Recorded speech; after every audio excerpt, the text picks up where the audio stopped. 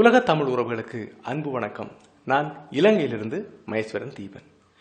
எல்லோருமே போடுகின்ற வீடியோவை போன்று நாம் வீடியோ போடுகின்ற போது நமக்கு ஒரு தனித்துவம் இல்லாமல் போகும், அல்லது அது ஒரு அலுப்பு அடிப்பதாக இருக்கும்.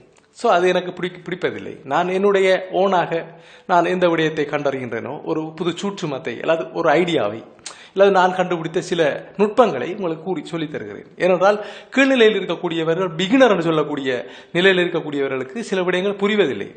நாம் இசையை கற்றுக்கொள்கின்ற போது, நாம் ஒரு குருவிடம் சென்று கற்கின்ற போது அவர்கள் பெரிய பெரிய விடயத்தை சொல்லி குழப்பி விடுவார்கள். அதுதான் உண்மை. ஆரம்பத்தில் நீங்கள் செல்கின்ற போது உங்களால் ஒரு குறிப்பிட்ட வருடங்களுக்கு இந்த இசையை அதில் ஆழத்தை காட்டி விடுவார்கள், அதில் ஆரம்பத்தை காட்ட மாட்டார்கள்.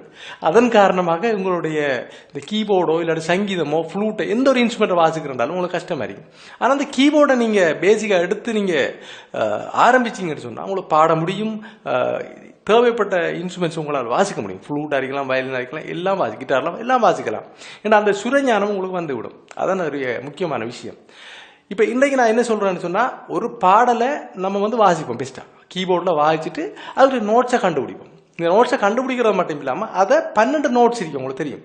அந்த 12 நோட்ஸுக்கும் அந்த பாடலை எப்படி அப்ளை பண்ணலாம்ன்றது உங்களுக்கு நான் ஏற்கனவே பல வீடியோவில் சொல்லிக்கிறேன். சில நோட்டுகள்லேருந்து நான் ரெண்டமாக உங்களுக்கு அதை வாசிச்சு காட்டுறேன். அது மட்டும் இல்லாமல் அந்த நோட்டை கண்டுபிடிச்சி அந்த நோட்டை உண்மையா அது எந்த ராகத்தை சேர்ந்ததுன்றதை கண்டுபிடிக்கலாம். அதுவும் மிக இலகுவானது. நம்ம அந்த ராகத்தை வச்சு கண்டுபிடிக்கிறோம். அடுத்த விஷயம் என்ன, அந்த கண்டுபிடிக்கப்பட்ட ராகத்தில் இருக்கக்கூடிய சுரங்கள் இருக்குதானே, அந்த சுரங்களை நம்ம பாடலை சுரமா பாடுறோம். உதாரணத்துக்கு நான் இதில் தெரிவு செஞ்சிருக்கிற பாடலை வச்சு சொல்லி காட்டுறேன். இளங்காற்று வீசுதே என்றா சரிகம பம, அப்படி. அதாவது சுரத்தை பாடலா படிக்கிறது. இப்போ நீங்கள் சில இசையமைப்பாளர்கள், சில குருக்கள் அவங்களாம் போய் பார்த்து ராகத்தில் இப்படி தான் படிப்பாங்க. ஸோ உங்களை அதை அண்டர்ஸ்டாண்ட் பண்ணலாம். அப்போ ஸோ அது உண்மையாக என்ன நடக்குது, அதை எப்படி அதை கண்டுபிடிக்கிறாங்க. ஸோ அதை நான் உங்களும் அப்ளை பண்ணி காட்டுறேன். இதுவரை நீங்கள் இப்படியான வீடியோ பார்த்துருக்க முடியாது, சொல்லி தந்ததும் இல்லை, நானும் பார்க்கல. ஸோ அப்படி இருந்தால் ஓகே, சந்தோஷம்.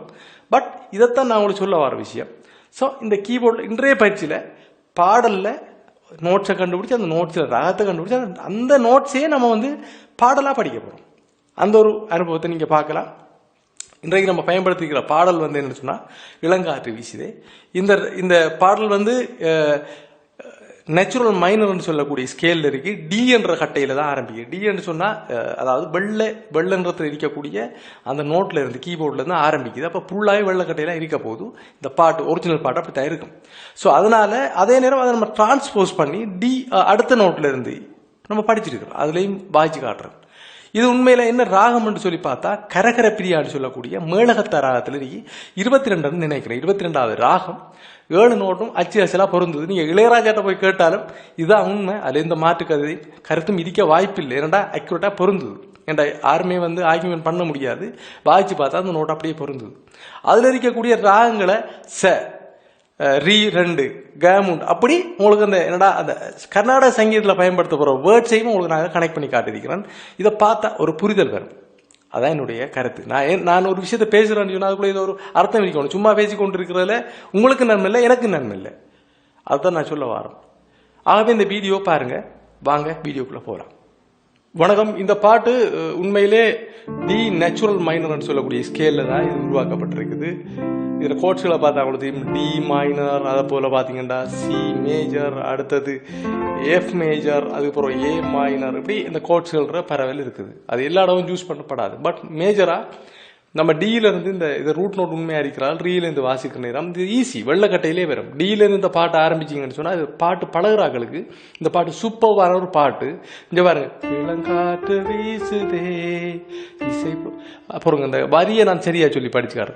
இளங்காற்று வீசுதே இசை போல பேசுதே, அதே மாதிரி தான் பாரு, வளையாத மூங்கிலின் ராகம் வளைஞ்சி ஓடுதே, மேகம் முடிஞ்சு கேக்குதே. ஸோ அதான் அப்ப அதுக்குள்ளா இருக்கு, அந்த கை வைக்கிறது தான் பாட்டு இருக்குது. இதே விஷயத்த நம்ம இப்ப டியில இருந்து ஒரிஜினல் வாசிச்சு உண்மையா, அதை நம்ம இன்னொருத்த ஒரு நோட் தள்ளி வாசிக்கிறோம்டா. இளங்காற்று வீசுதே இசை போல பேசுதே, வளையாத மூங்கிலின் ராகம் வளைஞ்சி ஓடுதே, மேகம் முழிஞ்சு கேட்குதே. அப்ப இந்த நோட்ஸ் மட்டும் தான் பயன்படுத்தப்படுது. ஸோ இந்த இடத்துல நம்ம கவனிக்க வேண்டிய விஷயம் என்னன்னு சொன்னா, இதே விஷயத்த இப்ப இந்த என்னென்ன நோட் பயன்படுத்தப்படுறத பார்க்கணும். அடுத்தது இன்னொரு விஷயம் வருது, மணியின் ஓசை கேட்டு மணியின் ஓசை கேட்டு மன கதவு திறக்குதே. இதோட வேற ஒரு பரிமாணம் அதாவது வருது. அதை பாஜி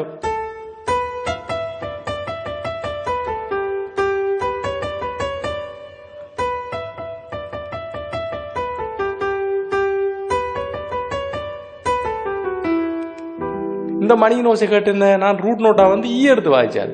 இதே டியா எடுத்து வாசிக்கணும் வாசிக்கலாம். முதல் மைண்டுக்குள்ள பாட்டு எடுக்கணும்.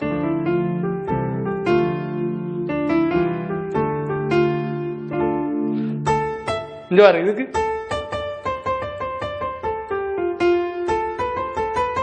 வெள்ளையிலே வருது, இது லேசா இருக்கு.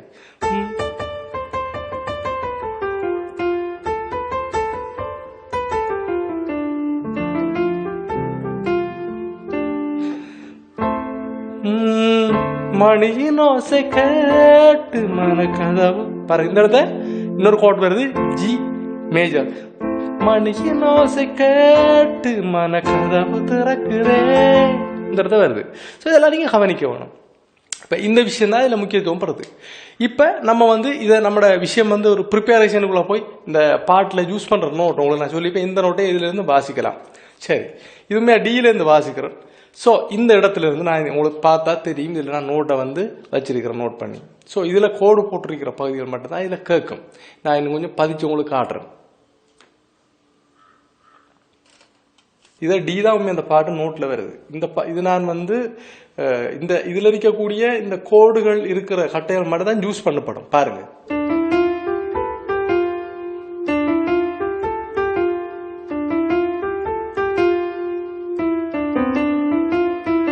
இதெல்லாம் சரிதானே, இதெல்லாம் ஓகே. இப்ப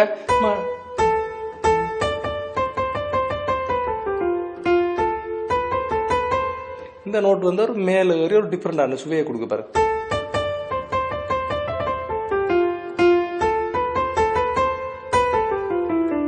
இதை நீங்க எங்க வச்சு வாசிச்சாலும் வாசிக்கலாம். இதுல இருந்து வச்சு பாச்சுப்பா.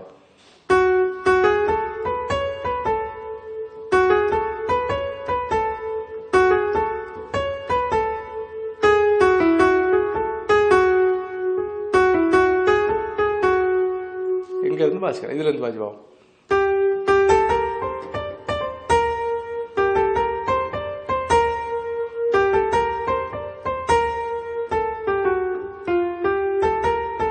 கட்டமான பிழைக்கும். ஸோ இது இப்போ இந்த விஷயத்தில் பெரியக்கூடிய முக்கியமான விஷயம் என்ன, இது இளங்காத்து வீசுது என்ற பாட்டு. இந்த பாட்டு உண்மையா என்ன ராகத்தில் இருக்கின்றதை அனலைஸ் பண்ணுவோம். ராகத்தை பெருசாக நினைக்க பெரிய விஷயமா நினைச்சிங்கன்னா அது கஷ்டமாக இருக்கும். ஸோ நம்ம அனலைஸ் பண்ணி பார்ப்போம் இது உண்மையாக இந்த ராகத்தில் இருக்குன்னு சொல்லி. ஸோ இதில் இருக்கிற நோட்ஸ் தான் உங்களுக்கு நல்லா தெரியும். நான் யூஸ் பண்ணுற நோட் கன்ஃபார்மாக என்ன கீபோர்டில் யூஸ் பண்ணுற நோட்டே இதுதான், இதில் கன்ஃபார்மாக தெரிஞ்சிருக்கு. ஸோ இதை நம்ம வந்து அதாவது இதை ஒரு ராகத்தோட நான் தெரிச்சு கண்டுபிடிச்சு வச்சிருக்கிறேன். கரகர பிரியான்னு சொல்ற ராகம் தான் இது. இதுல ஒரே நோட் வந்து மிஸ் ஆகும்டா இது ஹிந்தோளம்ன்ற ராகமா மாறும். ஸோ இது இல்லாம போனா ஹிந்தோளம்ன்ற மற்ற அதாவது மேளகத்த ராகத்துக்கு அப்பால போயிடும். ஸோ அதை நம்ம ஒப்பிட்டு பார்ப்போம் வாங்க. ஸோ இதுல வந்து பாத்தீங்கன்னா நான் யூஸ் பண்ண நோட் எல்லாம் மார்க் பண்ணிருக்கிறோம். ஸோ இதை சேர்ன்ற நோட்ல இருந்து நம்ம சரியா யூஸ் பண்ற நோட்டுக்கு வச்சு பார்ப்போம். இதான் கரகர பிரியாகக்கூடிய ராகம். அதை நீங்க பார்த்தா தெரியும். இப்ப வைங்க, நான் சரியா பொருந்திருக்கி பாருங்க. அவ்வளோ நோட்டு மாதிரி இங்கே இருக்கிற திரும்ப வர ரிப்பீட்டாக வர நோட்ஸ். ஸோ 7 தான் மேளகத்த ராகங்களில் வர 1 2 3 4 5 6 7 நோட் அக்யூரேட்டாக பொருந்திருக்கி. இது நீங்கள் இளையராஜாட்ட போய் கேட்டாலும் இதில் மாற்று கருத்து இருக்காது. ஏன்னா இது உண்மையிலே கரகர பிரிய ராகம் தான், மேளகத்த ராகம் சரியாக பொருந்திருக்குது. இப்போ இதே விஷயத்த நம்ம வந்து சுரத்தில் எப்படி யூஸ் பண்ற சுர வரிசையை பயன்படுத்தி எப்படி செய்யலாம் என்று சும்மா பார்க்குறோம். உதாரணத்துக்கு சில பேர் பாடல சுரங்களை படிப்பாங்க. இளங்காற்று வீசுது என்ற பாட்டை